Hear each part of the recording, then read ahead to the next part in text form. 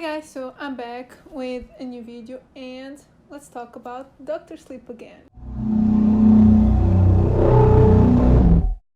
So first of all, excuse all the noises. I can't do anything about it. If you hear like some construction or anything, they're doing stuff outside my building. And so yeah, I just couldn't wait because this is going to last weeks. So yeah, I had to film, so yeah, hopefully it won't show up that much, and if it does, I'm also recording on my phone and I hope that solves the problem, but yeah, I can't really do anything about it, so let's just roll. This video, as you've seen by the title, is a comparison between Dr. Sleep the movie and Dr. Sleep the book. I believe I'm one of the few people that have actually read the book, and so I believe everyone that is doing like a comparison are just going by articles that they have read on the internet, but I actually read the book even though it was like a few months ago, but I did, so hopefully I'll get a better insight on what the movie gets right and wrong. Before I get into the actual like comparison, I have to say that Dr. Sleep is my third favorite book from Stephen King. My favorites are It and Shining, and then Dr. Sleep.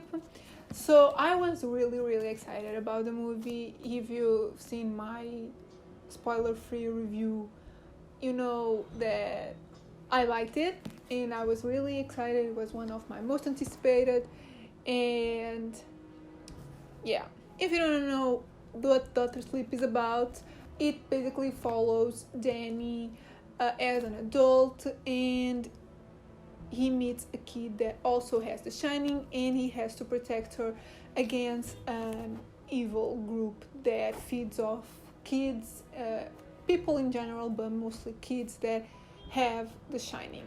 Before I go on with this comparison, needless to say that this video has major spoilers both from the movie and the book, so if you haven't seen the movie and don't want to know, don't watch this. If you want to read the book, also don't watch this. So yeah, just spoilers for both movie and book because I have to get into specific details to actually give a good comparison.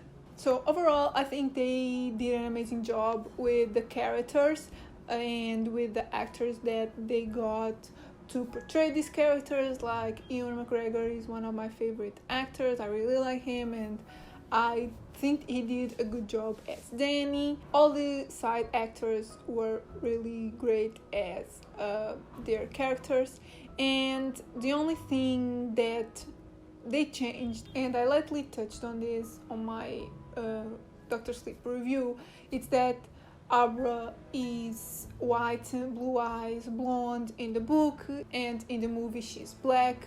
And I'll get more specific into this later, but it does play a part on the story that she's white, so they made it work.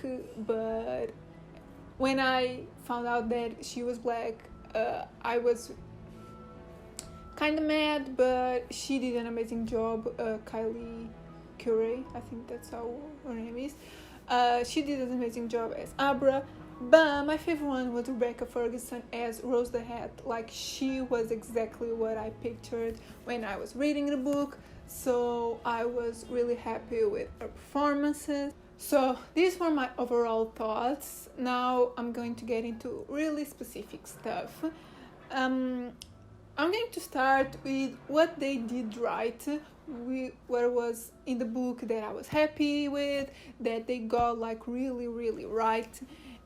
So yeah, something that kind of bothered me was how long it was. I think there was stuff that kind of could be cut, but they got everything right with the story, and the structure was exactly like in the book. The first scene was the first scene in the book. The Like the second one was the same. They kind of divided it by characters, decades. I don't know. Like the first scenes are of young Danny. Then we get to see Abra. Then we get to see a bit of the True Knot. So all of that is just like it is in the book. First we see some stuff from like The Shining and the years after The Shining, and then we get to know Abra, and then we get to know the True Knot. So it's just like in the book. Those different parts are different chapters in the book. The context of how Danny turned out as an adult was also really spot on.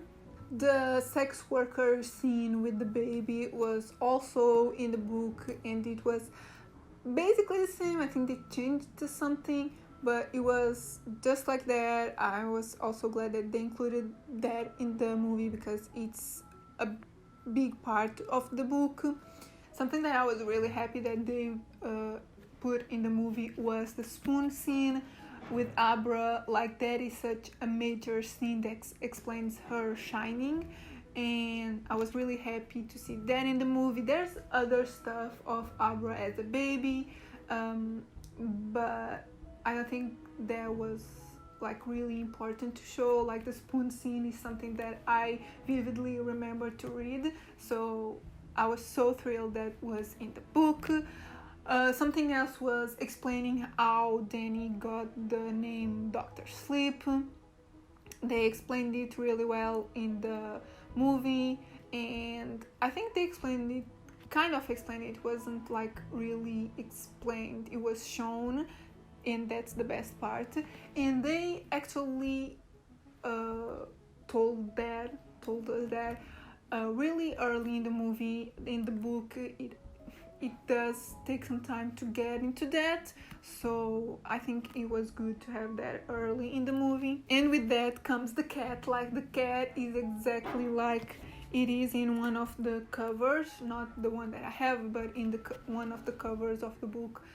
It's like the same, basically the same cat. The cat is just like perfect cat, just like how I imagined it. Also the snakebite Andy scene is like pretty spot on, pretty similar to how it is in the book.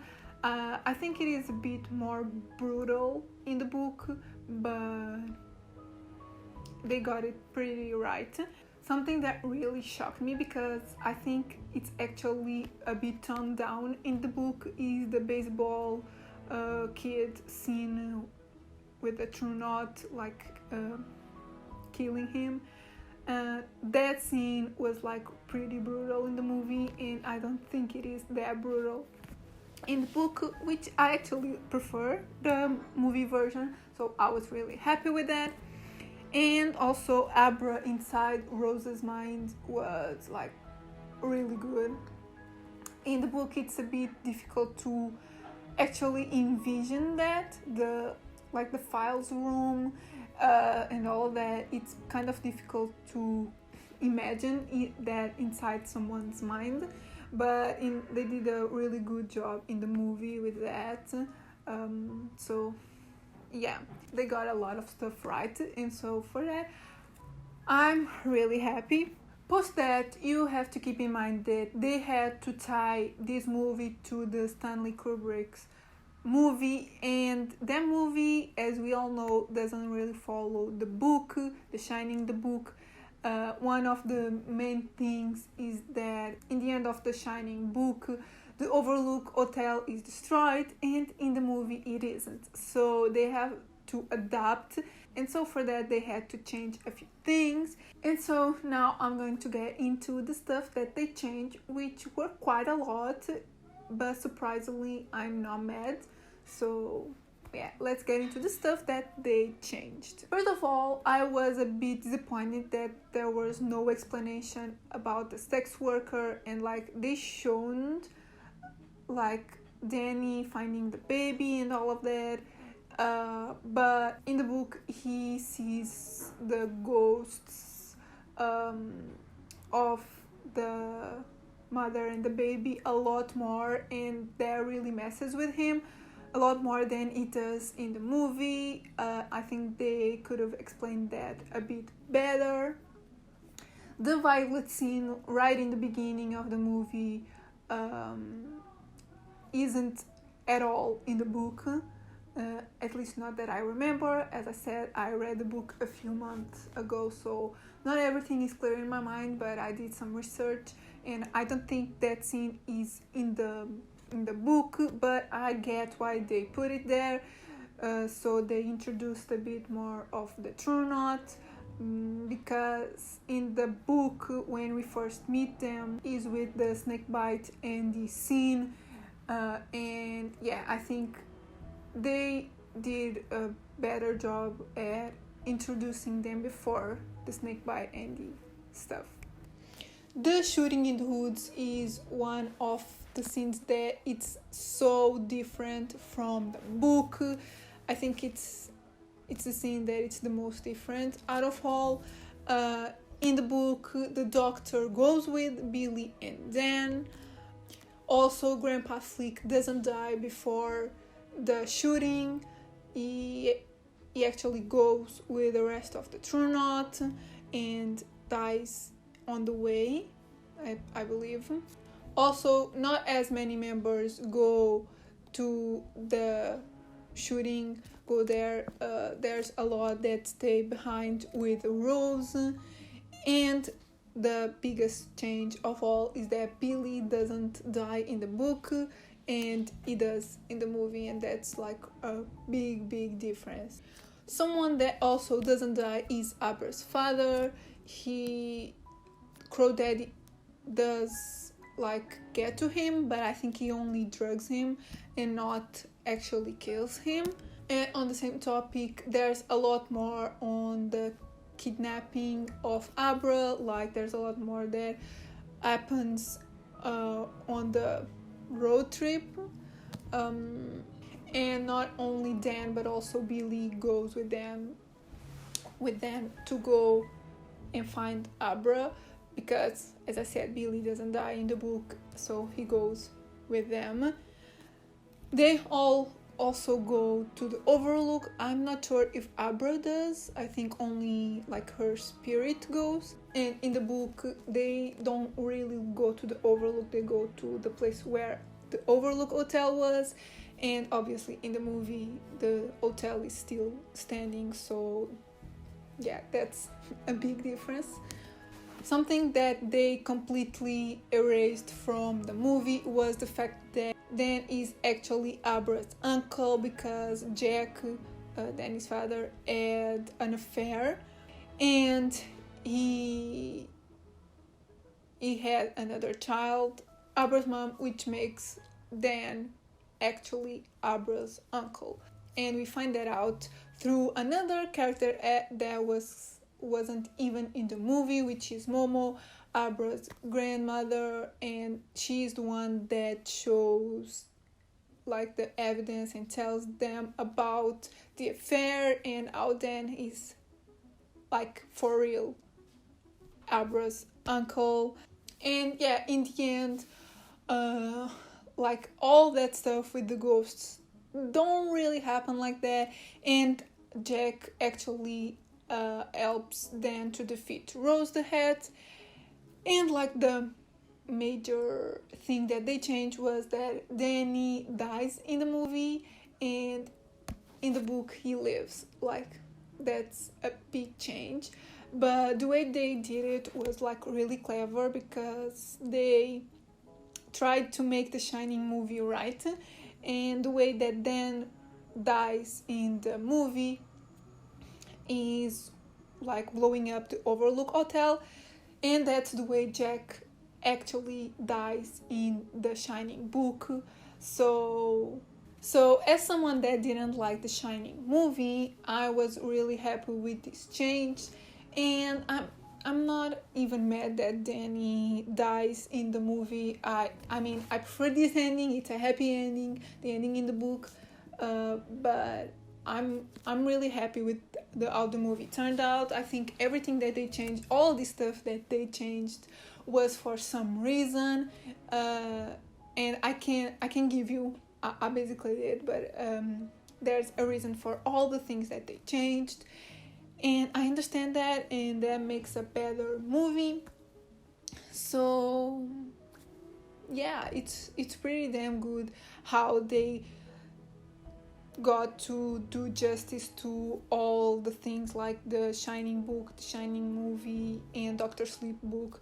It was a really well balanced movie, and so yeah, if you've read the book and you notice that I missed something or I got something wrong, let me know in the comments, and just tell me what you thought of the movie in general.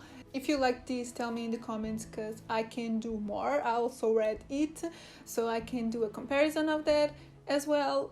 So yeah, I guess that's it. And yeah, if you like the video, give it a thumbs up, subscribe if you're not subscribed yet, and I'll see you in my next video.